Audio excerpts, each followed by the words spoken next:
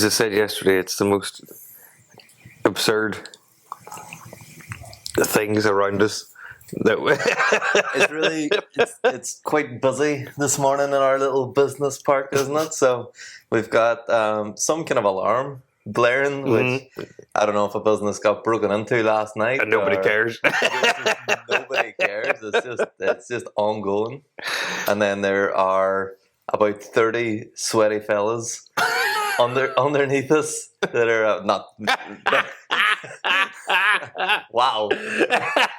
when something goes wrong, it goes wrong, doesn't it? I haven't had my coffee yet. I wasn't expecting that at all. They're not even below us, they're over there. Oh, God.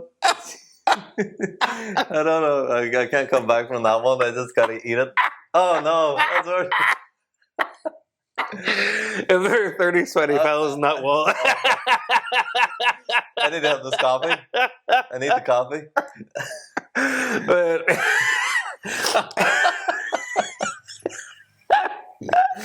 wow. well, even yesterday there was like Irish dancers.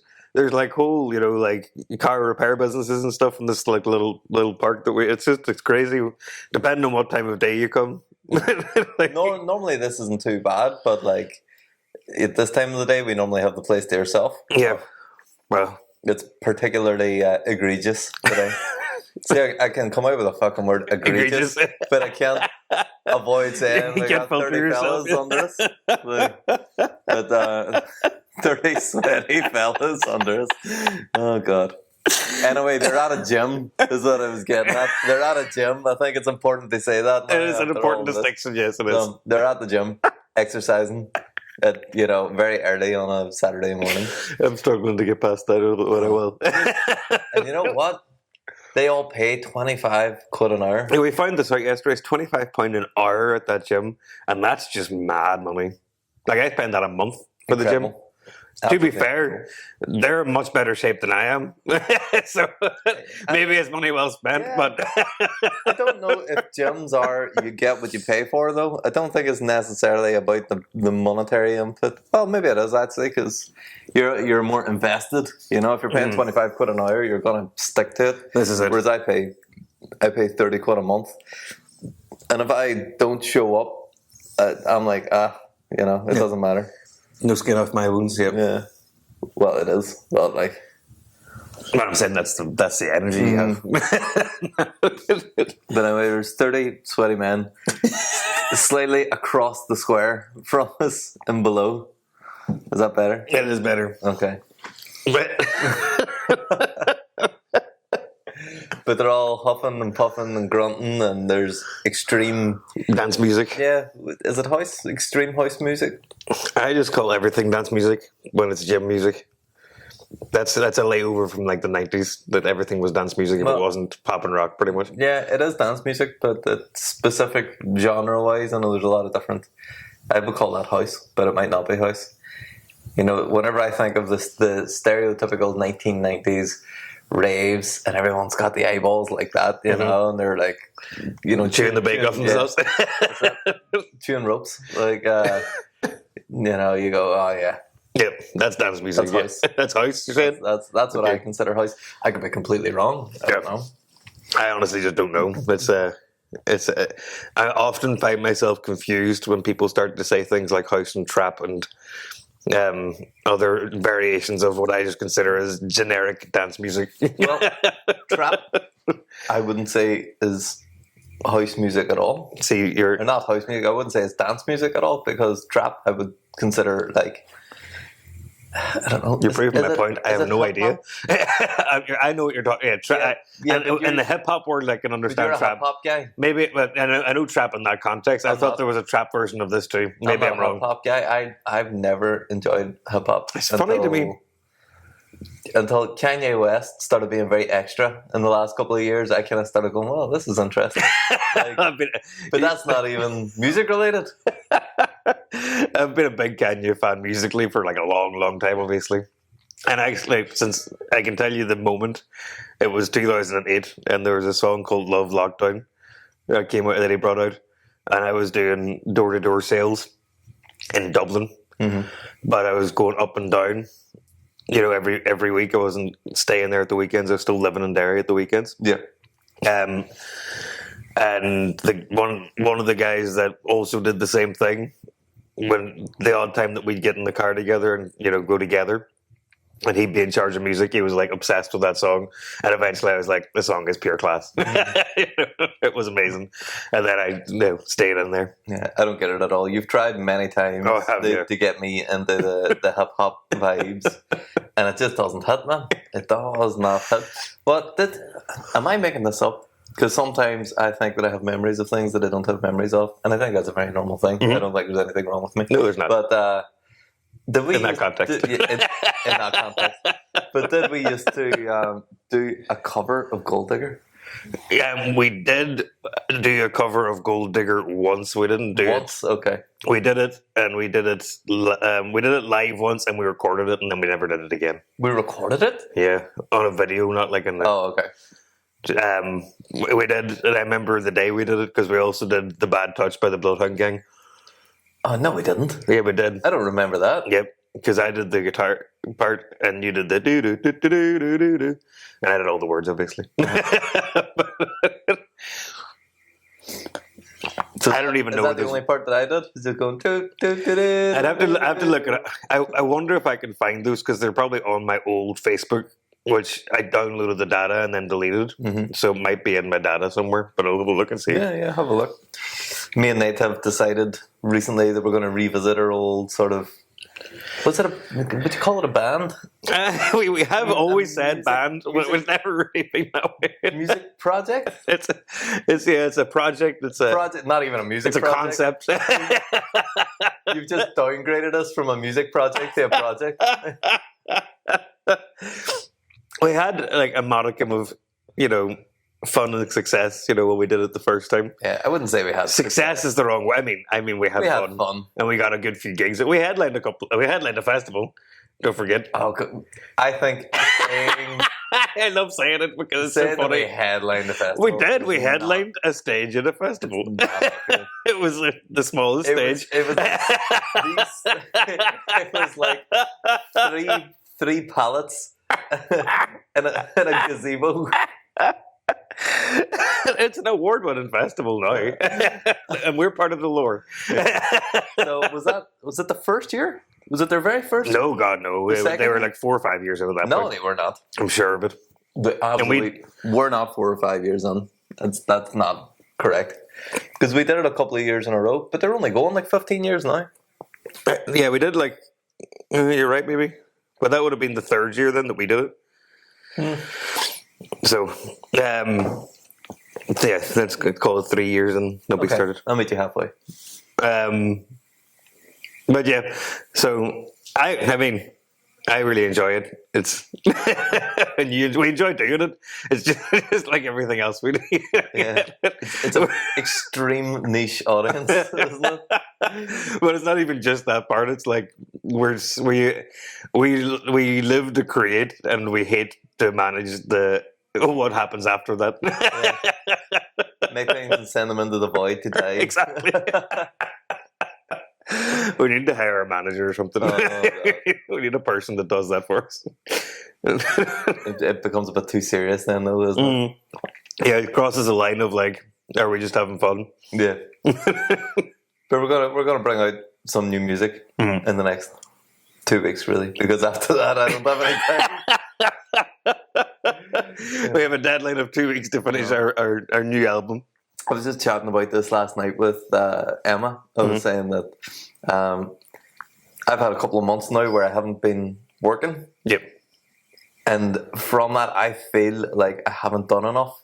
But whenever I look at everything I've done, I'm like, well, actually, I've done quite a lot. Like, I built this place. We started a podcast. I bought a house. Yep. We started renovating the house. I'm working on, a few different musical projects. It's like, and compared to like last year, you were working a lot last year, to be fair. But if you had said, to me last year, do you know what I'd love to do? If I can get this done next year, as in like all the things you've just listed, I'd be really happy. I'd be like, yeah, that sounds amazing. Let's do that. And we would never do it. But but we actually did do it. Yeah. Started that event company as well. You started a whole event company? Started an event company. So yeah, I have been busy, but then I sit at night time and go, like, having something to do. Like last night was the first time in a long time. You know, I'm a gamer, like, I'm an avid gamer, but I've been feeling so guilty. Like this last, basically since I turned 30, I've been feeling guilty every time I play a computer game. I'm like, I should be doing something with my life. But I downloaded a new game because everyone's been talking about it. It's called Expedition 33. I've never even heard of this. So. You've never heard about it? No. Okay, sit down. Let me tell you. So there's a. You've always been ahead of the curve. There's this French company that got started. It's a lot of people who used to work for Ubisoft. Mm-hmm. So there's 30 people that made this game. So it's not like a AAA game, but you would imagine that it is whenever you play it. But it's like a turn-based RPG, so it's like Japanese RPG inspired. Mm-hmm. But it's all French. All the aesthetics are French. You know, the main guy's called Gustave. The main girl is called Luna. And the other main girl is called Maëlle. Like, you know, proper French. Like one of the girls wears like the fucking stripy top and the beret and the whole shebang. The whole French experience. Whole shebang. But it's in like this alternate reality where the world has been fractured, and you know the Empire State Building's all dripped over, and you know it's like this thing's all fucked up basically. Yeah. But there's this big, I don't know if it's a celestial being, but this giant woman, and she's got this big monolith, and every year she writes a number on it. She started at 100, and every year she writes a different number going down 99, 98, 97. So we don't know what's going to happen at 0? No, we do, because every year the people that are that age or older die. So they go through a thing called the gommage, which I imagine is a French word. I don't know what it means. But basically they disintegrate and they like rose petals, which is very French. It's a very French apocalypse. Quite a nice concept too, actually. It's a super French apocalypse. French apocalypse. You know, she's called the Paintress. So, I mean, it's so French. But it's absolutely amazing. And last night I bought it a few days ago. And again, I've been guilting myself into getting stuff done because we bought the house. And like, I can't just sit and play games. I got to go renovate this house because the house that we bought has no electricity, no water. It's like a 200-year-old house, you know, so it needs a lot of work done. But I sat last night and got on it and played through the prologue and a little bit of like the main game. Man, it hits you. It almost had Emma in tears. Really? Within the first like 45 minutes. Oh, that's pretty good. It hits you like a ton of bricks. But everyone's saying it's like game of the year, you know, and it's like 30 people have made it. You've got these companies making like these games for hundreds of millions. Yeah. And this game has come out and just been like, no, this is how you do it. And it's turn-based, but it's also a lot of, you can like parry and dodge. So theoretically, you could go through the whole game if you were good enough without ever taking damage. If you were good enough. If you were good enough, yeah. It's incredibly difficult to do that. I'm getting my ass handed to me, like right, left, and center. And then you can do like free aim. They have weak spots, and you know they've like. I don't want to gush too much, but they've like revolutionized turn-based combat, which is something. Like I grew up playing Final Fantasy. Yep, me too. In the last few Final Fantasy games, ever since Final Fantasy 12, they've kind of been trying to go more like live action. I tried weird. I think 12 is a good point because I got as far as I think Final Fantasy 11 was the last one I completed. Oh really? I didn't even play 11 because I think that was an online one. Yeah. Because like obviously Final Fantasy 7 was like, you know, the peak of its popularity, I want to say. Yeah. Everybody had like 4 discs. Have you played, like we can go down the game and rabbit hole. We may as well. If you want to talk about Final Fantasy 7, because I have a contentious that I fucking love Final Fantasy 7, but it done my boy Panzer Dragoon Saga dirty. Like I mean, we can get into the 90s niche gaming. Like, we can have a chat if you want to have a chat. I'm actually quite far away from Final Fantasy now. What's the game? What's the sport called?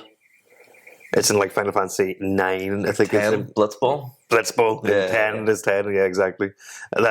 That was like, so I really enjoyed that. So Yeah, like Final Fantasy 7 was like, so in terms, just to give you my sort of context. That was almost like a fantasy football thing. It was fun. It was fun you as had to fuck. recruit your characters in your team. And Like Final Fantasy 7 was the first game that I played, and it was like I was only a kid. My brother was I have an older brother, so really I was watching him play it most of the time as opposed to actually playing it. But obviously I played it myself as well. Jason doesn't strike me as a gamer. Oh, but he still is to an extent, but at the time he was big into when we were kids, like that's all we did. But so Final Fantasy 8, then they brought in the card games. But the big monsters, what do you call them? Oh no, they've had them since like no, I know, but days. And very specifically in Final Fantasy 8 because it was like 3D now or whatever. Final Fantasy 8 they called them Aeons. Yeah, and then in Final Fantasy 7 they still had them, but they just called them summons. But it was like there was some summon materia. Anyway, but I remember very clearly Final Fantasy 3 on the Game Boy. Because I had that when I went to Spain when I was like 16, 17. You know, with was that a DS or a? Well, I played it on the DS, but it was a Game Boy Advance game, a GBA game, and like it's one of those stupid. Like I don't remember what I did in Spain, like a whole holiday in Spain. Like, and it was with like an ex-girlfriend. It wasn't like a family holiday. But I remember the fucking storyline of Final Fantasy 3 that I played through when I was in Spain. It's fucking stupid, like. But I just like I fucking loved it, and then it got to a stage where I tried to play a New Year game, and I even tried to play the remake of Final Fantasy 7, and just couldn't. I just couldn't get into it. Really? I found it really, and I love it. Like I played the original more recently, and I like it still, but I just couldn't get into the remake, and it's not. Yeah. I don't understand what's wrong with me, but I played the original Final Fantasy 7 again, maybe 4 years ago. And it's as good as it ever was. Exactly. It's still. And then I played the remake. If it was 4 years ago, maybe I played it just before the remake came out. And then I played the remake, and the remake is fantastic. But there's something about it that just doesn't suck you in as much. That's what I'm saying. Yeah, I just didn't want to. I do get that. But the second game, Rebirth, because the Final Fantasy VII remake is being made into a trilogy, so the whole first game is like the first section of Final Fantasy VII, not even the first disc, like the first before you get out of Midgar. Which I think is quite strange because then it like for an entire game it becomes a little bit homogenous. It's all not cyberpunk, but that sort of dystopian cyberpunk. You know what I mean? Whereas Final Fantasy VII sort of had a breadth of it was everything. It was, and, you know, it's like I remember the first time you go to like Costa del Sol. You know, you get across on the ship and Chocobo racing. Oh man, and then going to the Golden Saucer. But the Rebirth, the second game in the new trilogy, that has a more open world, and you can go around like the open world on it. And you go to all the different places. That sounds pretty good, actually. I think it has a lot more in it, but it just feels like they put a little bit of filler in. You know, it's a little bit fillery. It's a little bit side questy, which the original Final Fantasy. There was stuff there. There was a lot of mini games and stuff, but it wasn't. It felt like you were always advancing. Yeah, you know, you weren't like detouring. But there's 16 of the games now, and the latest game is a complete action RPG. It's actually made still Squaresoft or Square Enix now. They're called like the last 20 years. The last 20 years they're called like Square Enix. I still call them Squaresoft. But so they made it, but they made it in conjunction with Platinum Games. So Platinum Games make all of like the real dynamic fighting games that, you know, like your Devil May Cry, Bayonetta sort of style games. So that's all Platinum Games. So the new Final Fantasy game has a lot of that flavor, a lot of that DNA in it, and it's absolutely fantastic. It's a very, very good game, and it's got like a real Game of Thrones kind of vibe to it. Yep. Very good, but very different from what Final Fantasy was historically, whereas Expedition 33 is the type of gameplay in Expedition. It's almost like a love letter to the old RPG games that I grew up playing. I quite like that. Oh man, it's so. I'm going to give it a go. Actually, I'm going to try and find it. But just like what you talked about, though, is at the start is that there is like this. Is it an age thing or is it like a stage in a life thing? But when I sit down to play a game, if it's not a game on my phone, I feel absolutely no guilt for some reason playing a game on my phone. Oh yeah. But as soon as I pick up a different console, I sort of start to be like, should I? Yeah, it feels bad. I shouldn't do this, Yeah. And like, it's not even like I'm not even getting stuck into something like like what you're talking about. It's like that is the problem. Is that well, a lot of the games that I play is like you got to sit for 8 hours and get your teeth. Actually, you're right. That's pretty much what I'm talking about too. Actually, because but I still play my 3DS more than anything else. That's like the console I play the most still. But if you bang out a couple of levels of Mario Kart, you're not going to feel bad. Exactly, but that's not what I'm playing. Or if you do a fighting game, if you throw a fighting game or a racing game on, you do a couple of levels. There's a series of games that are like. And I'm gonna be controversial here. I'm a huge Pokemon fan, and I play the fuck out of Pokemon. I still do. I have emulators on my phone that I'll play like old Pokemon games. I'm always playing one. You were literally playing Pokemon earlier. Yeah. As I was making the coffee, you were playing Pokemon. I'm big into Pokemon, right? But there's another game called Yokai Watch. It's another franchise. It's completely separate from Pokemon. It's made by a company called Level 5, but. Okay. The games are at least. Yokai Watch as an anime is massive in Japan. It's and outside of Japan, people think of it as like Digimon, where it's like a knockoff Pokemon. It's really not because it is and it's not. But okay. It is and it's not. But there is once you get into it, there's like a mad amount of differences, obviously, and it's a lot more like campy and weird and crazy and fun, But more Japanese though. But I'm saying that there's one game, there's Yokai Watch 1, there's like 3 Yokai Watch 2s because there's like 3 different versions of it. Okay. And then there's Yokai Watch 3 on the 3DS I'm talking about. And Yokai Watch 3, I will go as far as to say, is better than any Pokemon 3D game. Yeah? Yeah, by a mile. It's like such a well put together, well thought out game. Even if you don't know about the franchise, even if you have no knowledge of it, it's so fucking clever and good. Now, that's not exactly a controversial opinion. If you want to buy Yokai Watch 3, now on eBay or whatever, it's like £400. Oh, yeah. Because there was a very, very few English copies made. And there is a Yokai Watch 4 on the Switch, but it's only in Japanese. We have it. We have it. And my Google Translate on the phone just set up right. There's a whole guy on YouTube that has sat and played it, and he like can talk you through playing it without knowing what Japanese is. You have to watch the video while you play it. I haven't done that. And my kid, your boy's big into it, isn't he? He's big into Yokai Watch, and he's on what is it? He's like 200-day streak now in Duolingo of Japanese because he's trying to learn Japanese, and part of that is because he wants to play this game properly. That's so good, man. That's like because I'm like a hair's breadth from being a fucking weebo. Yeah. So like I've done about dip my toe in the water with the old Duolingo Japanese, and it's fucking hard, man. Because they got the 3 different, the hiragana, the katakana, the kanji. You got to learn all that, and but it's because, before you even learn like what the words mean. But because we know that it's difficult, it's more difficult. He doesn't know it's difficult. He doesn't know it's difficult, so he just batters through it, and like he can actually read and speak some Japanese now, and without being Duolingo telling you what it is or whatever. Yeah. And it's really impressive, but again, it's like I'm never going to tell him that's actually mad hard because then until he's got like a certain degree and I can feel good about it and proud of it,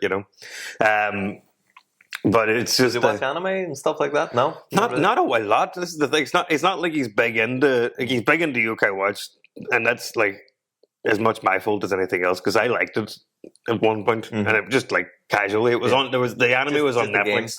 The anime was on Netflix first, you see. Okay. And this is way back in like 2013 when Netflix didn't really have a wide lot. It's not like now where it's everything ever. Yeah. And I was just like, my oldest kid, I was just like, well, let's just try this fucking cartoon and see if you like it. I feel like Netflix had more back then than it does now. It had more, it had better, it had more concentrated. There's like so much on Netflix now that you never even know is there because it's such fucking bullshit. It's trash. It's so bullshit. So much of it is like just this really low budget, like either Bollywood stuff or. I like a good Bollywood, but it's not. It's the problem I have because, like, just like you're saying with Expedition 33, is that what it was called? Yeah, good memory. And I was just thinking in my head of like, 30 people doing it. Like, and there's things like, remember the Blair Witch Project was like found footage. Yeah. And that's like low budget as fuck, but it was massive and it revolutionized like. Yeah. And there's quite a lot of found footage films that I really fucking like, and like unabashedly, like I really like all the Paranormal Activities. But we talked about this recently. Not on here, not on live, but like I went to the cinema like at midnight on release dates for like Paranormal Activity 2 and 3. Right, that's how much I like Paranormal Activity. Plus, going at midnight is fucking even scarier for some reason. I found it scary, and that's why I liked it. But once I found out that like the rest of them, the new Paranormal Activities, were created to be a different film with a different name, and then they brought it to the studio. The studio was like, let's just make a Paranormal Activity and slap the name on it with no forethought or anything. It's just bullshit. Anyway, but there's so much bullshit like that going on. And you know what? They bring this back to Expedition 33 again. There's this whole thing going on because the main character looks like Robert Pattinson or Robert Pattinson or whatever. Pattinson. So I like him. So the main character, I like him too. Yeah. But the main character looks like him. So everyone's like, and it's actually the guy who's Daredevil. What do you call it? Charlie Cox? Is that his name? I think so. He's the voice actor for it. Right. But so it looks like Robert Pattinson. Everybody's like, let's get Robert Pattinson to do the live action. And I think there is already talks about having it become a live action thing because the story is so good in it. But I'm terrified that there's going to be some studio Hollywood bullshit in it. And I work in the film industry. But like, there is so much bullshit. There is so much like, actually, let's change this. Let's change this character. Let's, that's not aligned with what we want, unless they just get like a French studio who's just going to come in, fucking drink wine at lunch, smoke cigarettes, and be like, no. Like, that's what we need. They just be like, this is what it is. Get the director who directed the game. You need somebody headstrong who has that vision and will not waver from it. That's for everything, really. I think everything needs that, really. I'm still heartbroken about the Halo TV show. Like, I never got into Halo as a game. They pulled some bullshit, and then obviously I didn't care about the Halo TV show, so I have no idea what this discourse is. I grew up playing like when the first Halo game came out, and it was like me and my dad would have sat and played because it was fully co-op the whole campaign, the whole story. Yep. So we'd have sat through, Halo 1, Halo 2, Halo 3. As you say, waiting at midnight for it to come out, like. That was my jam. I had the novels, sat and read the novels, and then once I got to Halo 4, it started to get a little bit wobbly. Halo 5, I checked out, but and then they made Halo Infinite, but they've lost the run on themselves. They've just gone they pissed about. They jumped too far. They fucked up. Yeah. But I was big into the lore and everything. Yeah. I was like well into it. So whenever the Halo TV show came out, I was like, this is going to be great. I can't wait. And then now they're like, it's the silver timeline, which means that they can do whatever the fuck they want. So the very first episode, it was like, right, they're gonna get Master Chief to take his helmet off so that you can see the actor inside. And what the fuck is like the whole thing? I guess he never takes it off. You never see his face.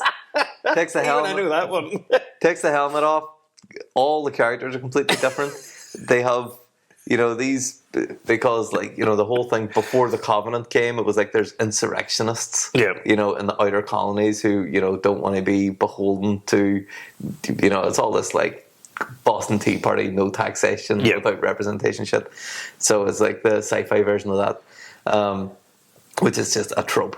but they have like this girl who, or all of our wee insurrectionist friends were all killed by the Covenant, and then Master Chief comes and kills the Covenant, and then takes her prisoner and brings her back, but then releases her, and there's some just bullshit, and then there's some girl who's actually a really good Irish actress, is one of the characters in it, but she has been raised by the Covenant, like the prophets who are like the leaders of the Covenant, have her in with them.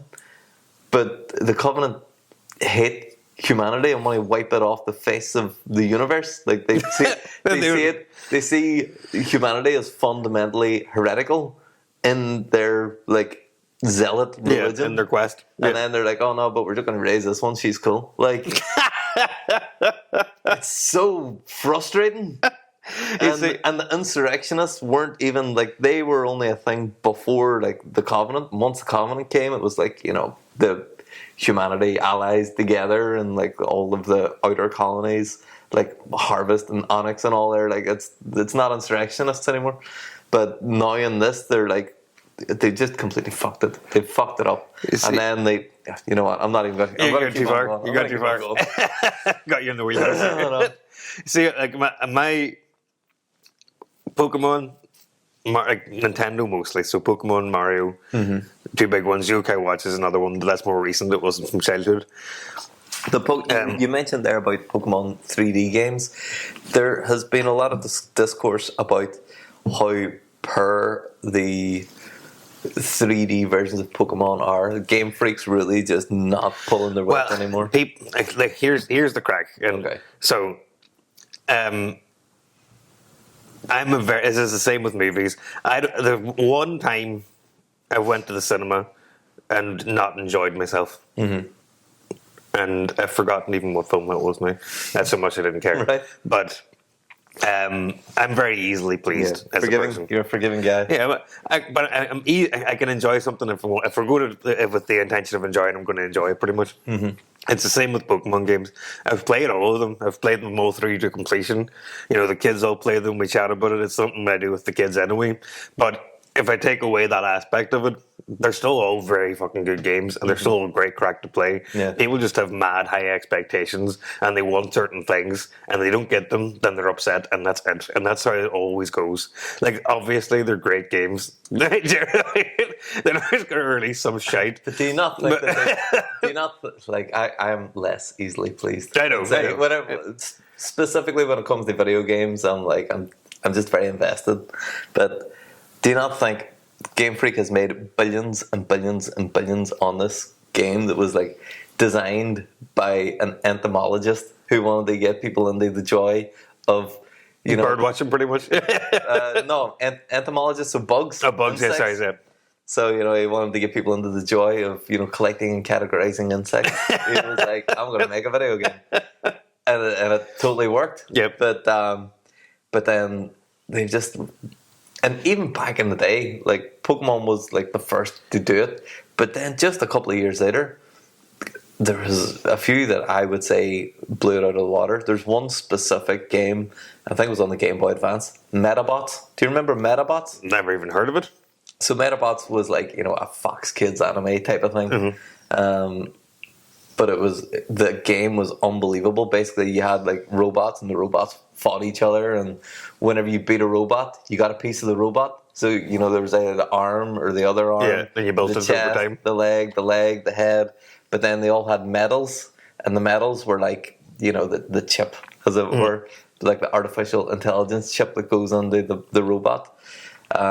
So you had to, collect these different chips, which were different robots, and they had different strengths and weaknesses. But then you could put them into different bodies, and you could completely customize the bodies, and then that would give you different abilities whenever you're in the fights.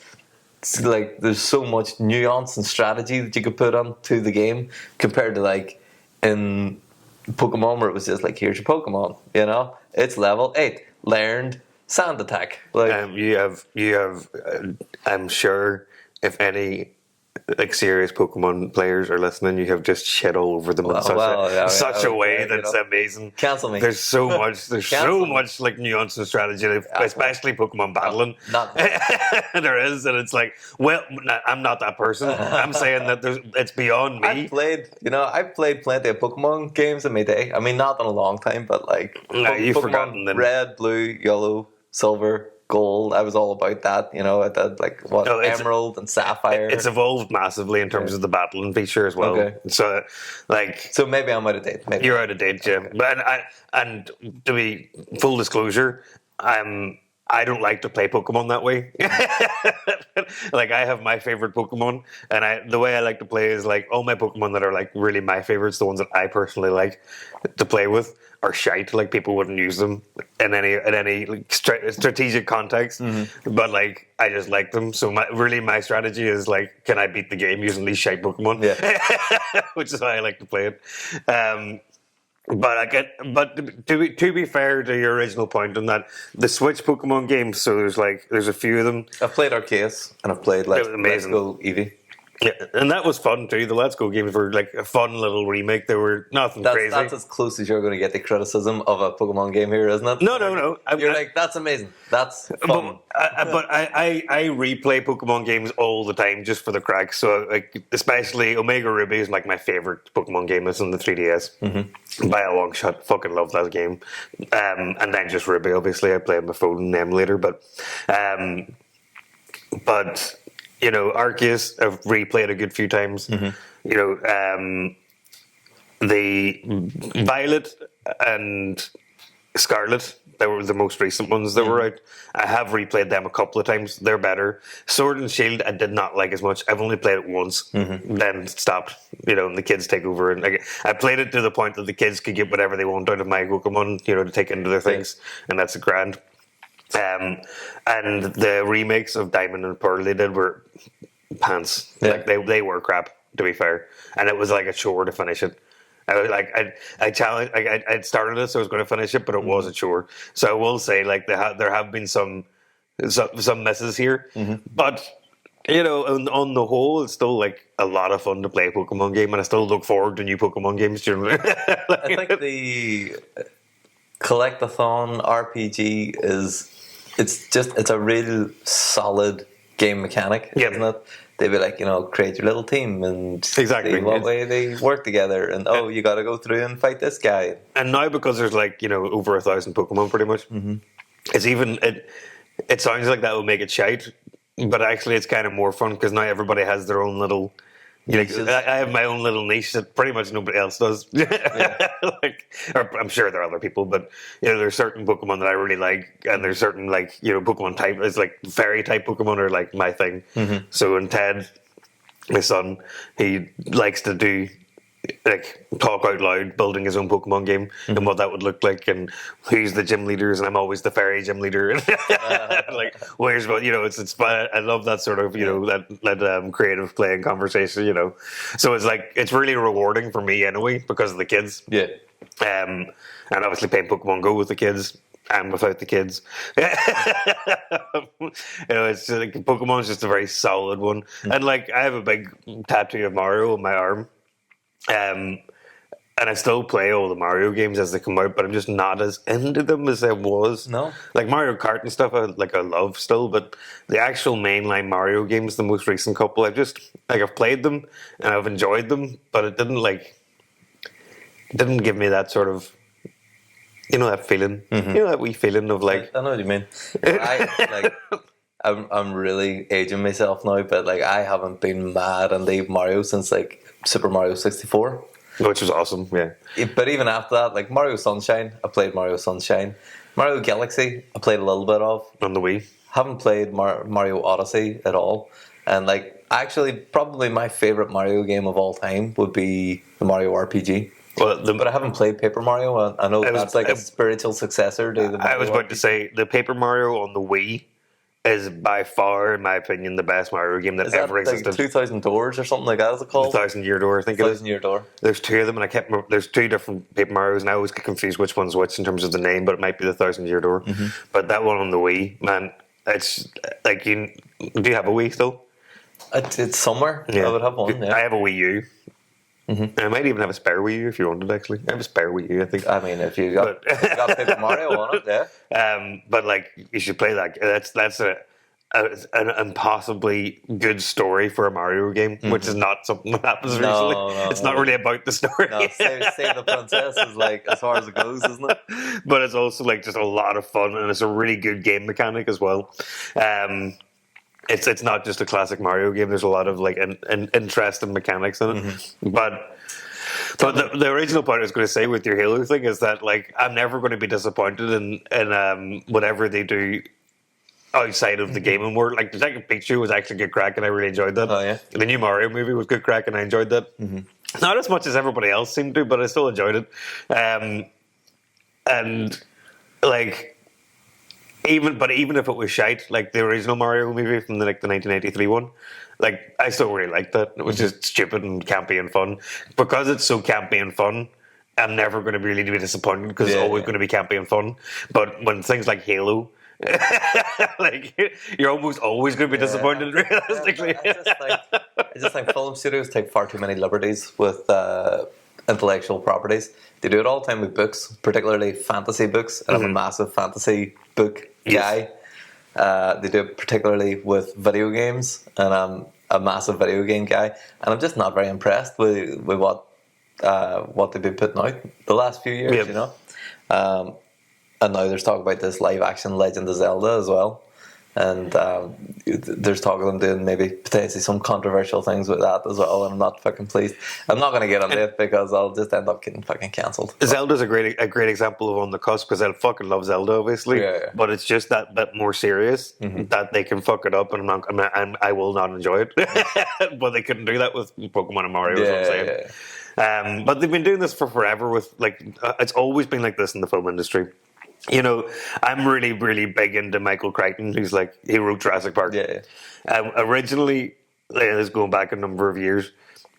Originally, I was like, fucking love Jurassic Park. What else did the guy who wrote that write? You know, when you just go down those little rabbit holes, you know, film-wise. I hadn't actually read any books yet, even the Jurassic Park book at this point. But I watched like Sphere. I watched, what was the other one called? There's a couple of films that are based on his books that I watched, and I was like, Congo is another one.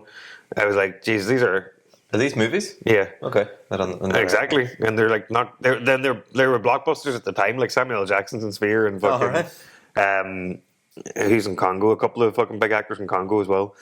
But they're shite, like, in comparison to Jurassic Park especially. But so I just thought it's probably just shite then. He's just like one off. Good work, you know. Yeah. But then I read all his books. Man, his books are unbelievable. I was gripped at every single stage of them. Like, big into all those books, man. Are they all sci-fi or like? It's like a really specific sci-fi because it's like sci-fi, but he tries to make it as like weirdly realistic as possible, and he like researches a fuckload of like how it could possibly be realistic. So it is like on the cusp of being like this could actually happen, you know. And it's just like, here's the implications of what would happen if we did this situation. But it's really fucking good, and they just fuck it. Like Sphere is a great example. Like that book, I was like at one point almost like, you know, breathing a little different and everything, you know, like in anticipation of what's going to happen next reading this book, you know, or what, you know, don't do that, you know, it's like really, and then watching the film and like, it's like, there's just no reason for Samuel L. Jackson to be in that film. There's no reason for it. And I fucking love Samuel L. Jackson, but he was just shoehorned in to be like a popular, like a famous actor. It was so fucking stupid. He ruins it. And I'm unabashedly saying that, but it's not his fault, obviously. It's just really bad casting, really bad directing. They did an awful job with that film. And they just seems to be like, reading the book, you can't see how somebody could fuck up like putting this to film. You just can't see it. And then you watch the film and be like, how did you make these decisions? I've seen a little bit behind the curtain. Obviously I'm not like a fucking producer or anything. I'm just a pleb on the floor, you know, on the set. Yeah. But I've seen some of the people who make these decisions, and I've seen their sort of thought processes, and it starts to make a little bit more sense when you see that. But I'm not going to say anything to endanger. Yeah, of course not. You know, maybe in a couple of years' time, if the podcast is still going and if it's profitable, I might get in it. And maybe they'll AI the podcast next. Will be the AI Nate and Niall. Hi, man. Could be. Google's already got our number. You know, they got it sussed. I actually, what the fuck? Where do you see this? Literally, as we were driving here and we stopped off at the shop, and you were in, I took a screen grab of what it was because it was on Instagram. They now have AI conversations, making AI for deep conversations, help with specific topics or just for fun. And then down at the bottom in the small print, it says, your interaction with AIs will be used to improve AI at Meta. Don't share information, including sensitive topics about others or yourself that you don't want the AI to retain and use. We share information with selected partners so that Meta AI Studio can offer relevant responses. So it's like, and it's got a little more stuff basically saying like, you know, they got this, you know, picture of like a person flying through the air and, oh, have some fun with AI. Yeah, and then at the bottom it's like, don't tell it anything you don't want it to know forever and use against you in the future. And it's everything that you're putting online is getting, like even this podcast is getting scraped by AI. Like AI knows about the podcast.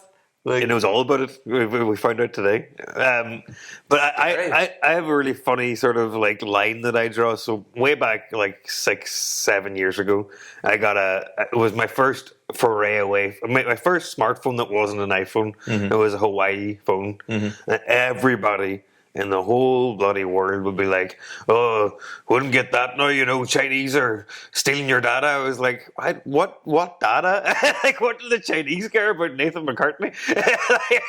Like, first of all.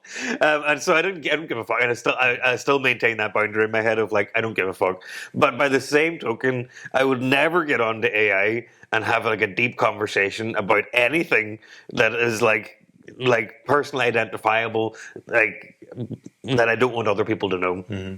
And I don't know why, because nobody's going into my ChatGPT and seeing what I looked at. Nobody's like, you know, it's not like it's, but it just feels wrong. It feels like I can't tell it that. Yeah. You know what I mean? I can't say these things out loud to AI. It's so like. But that's the thing, people have been like, oh, Huawei, you don't want Chinese government having your information. You think the FBI doesn't know everything about you? Like exactly. Like America has no more loyalty to us than what China does. Not a hope. Zero. You know, and they care more? Just because we speak the same language. Like, but it's more useful to America than it is to China. Yeah. And Meta's like way worse than fucking any sort of fucking... Meta's awful. Like, they're awful. And they will fucking drop you or in the shit with no hesitation. I don't think this is going to make it to the Instagram Reels, is it? No, I don't think so. This one's not for the Reels, no. We didn't really laugh today. Piece of shit. What? We didn't really laugh today, actually. Think about it. No, we've kind of just got very deep in the rabbit hole. Yep. We've gone down our little... That's okay. Sometimes we have that. Interest, I didn't even get chatting about Panzer Dragoon Saga. Like, he didn't even get there. That's a whole episode in its own, isn't it? I could do a whole episode about Panzer Dragoon Niall tells the story. Easily, you know. Again, they can't remake it. They've lost the source code. You know what? I'm not even going to get into it. Well, let's leave it there before I end up going down on it. We'll pick it up next time. Pick it up today. Not about Panzer Dragoon Saga. I'll do a special on that one. Yeah, that's what I'm saying. That's a Niall tells the story episode. Yeah, I'll get the sit and tie on for that one. A little desk. A little desk. It all began in 1996.